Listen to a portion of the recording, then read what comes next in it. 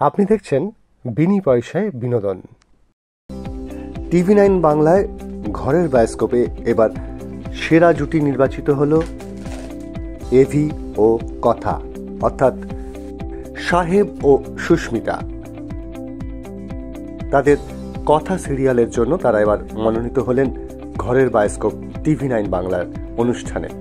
সেখানেও দেখা গেল দুজনকে একসাথে স্টেজে উঠতে, এবং যখন দর্শক আসন থেকে বেরোচ্ছে তখনও দেখা গেল এভি কথাকে হাত ধরে টেনে নিচ্ছে, এবং যখন ডায়াসে ওঠে তখনও সেই একসাথেই।